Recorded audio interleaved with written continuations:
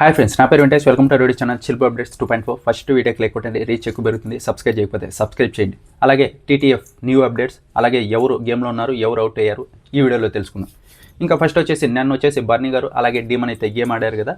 బర్నీ గారు అయితే విన్ అయ్యారు, డీమన్ అయితే అవుట్ ఆఫ్ ద రేస్ అయిపోయాడు. ఇంకా ఆ తర్వాత బర్నీ గారు సెలెక్ట్ చేసుకునేది వచ్చేసి రీతుని కళ్యాణ్ని సెలెక్ట్ చేసుకుని గేమ్ ఆడారు.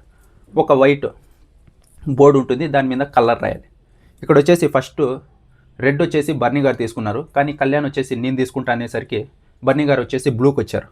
ఆ తర్వాత రీతు వచ్చేసి నాకు బ్లూ కావాలని బర్నీ గారిని అడిగితే లేదు లేదు నేనేమో రెడ్ అనుకున్నా, కానీ బ్లూ నాకు అది ఎల్లో సెంటిమెంట్ కాదు, నేను బ్లూలోనే ఉంటా అని చెప్పారు. ఇంకా ఇక్కడ వచ్చేసి ఎల్లో మిగిలింది కాబట్టి ఎల్లో రీతు తీసుకునేది. ఎందుకు చెప్తున్నానంటే ఇది గేమ్ స్టార్ట్ అవ్వగానే బ్లూ ఎత్తుకొని బర్నీ గారు వెళ్తుంటే రీతు గట్టిగా చైన్ కొడుతుంది, ఆ పెయింట్ అంతా కింద పడిపోతుంది. ఎందుకు నాకు బ్లూ ఇవ్వలేదు బర్నీ గారు అని. ఆ తర్వాత బర్నీ గారు ఏం చేస్తారంటే కాళ్ళు అడ్డు పెడతారు. అంతే జరిగింది. మీరు ప్రోమోలో చూసినట్టు ఓన్ గొడవలు ఏముండవు. ఇవి రెండు వాళ్ళు కామెడీగా చేసుకున్నారంటే కలర్ ఇవ్వలేదు అని. ఇంకోటి వచ్చేసి 3 కలర్లు తీసుకున్నారు కదా, ఆ బోర్డు పైన ఎవరు ఎక్కువ పెయింట్ ఉంటే వాళ్ళు విన్ అయినట్టు సంచాలకుగా ఫస్ట్ సంజన గారు లేస్తారు, నన్ను సంచాలక చేయండి అని. వీళ్ళు తనుజాని సంచాలకుగా చేస్తారు. నేను లేచాను కదా, నన్ను చేయొచ్చు కదా అని సంజన గారు అంటారు.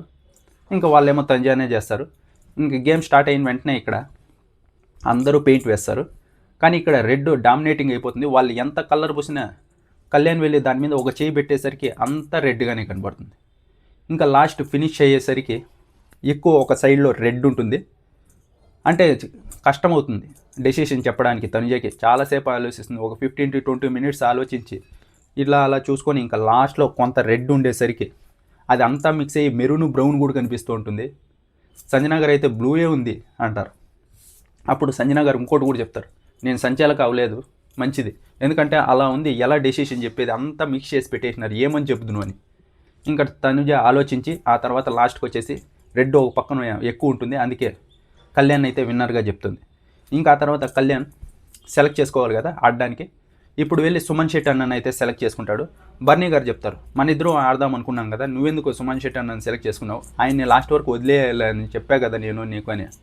అది కాదండి, నేను ముందుగా చెప్పాను కదా గేమ్ ఏదైతే వస్తుందో అది చూసి సెలెక్ట్ చేసుకుంటా అని చెప్పి మీకు నేను మాట ఇవ్వలేదు కదా అని.